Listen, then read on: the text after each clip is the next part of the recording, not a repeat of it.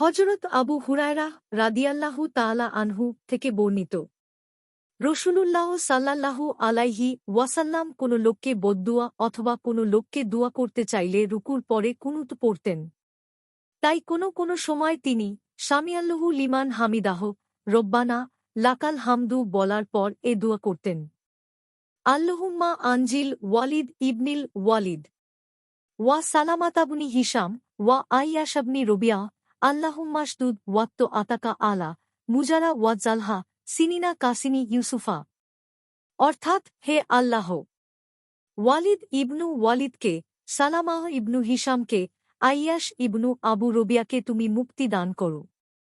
হে আল্লাহ, মুজার গোত্রের ওপরে তুমি কঠিন আযাব নাজিল করো।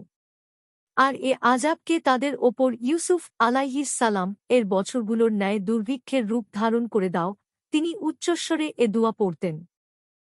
কোনো নামাজে তিনি সাল্লাল্লাহু আলাইহি ওয়াসাল্লাম আরবের এসব গোত্রের জন্যে এভাবে দুয়া করতেন, হে আল্লাহ, তুমি অমুকের ওপর অভিশাপ বর্ষণ করো। তারপর আল্লাহ তাআলা এ আয়াত নাজিল করেছেন, লাইসা লাকা মিনাল আমরি শাইউন, অর্থাৎ এ ব্যাপারে আপনার কোনো দখল নেই। সূরা আলী ইমরান ১২৮। বুখারী মুসলিম। বুখারী ৪৫৬০, মুসলিম ৬৭৭। শব্দবিন্যাস মুসলিমের। মিশকাতুল মাশাবিহ ১২৮৮। হাদিসের মান সহিহ।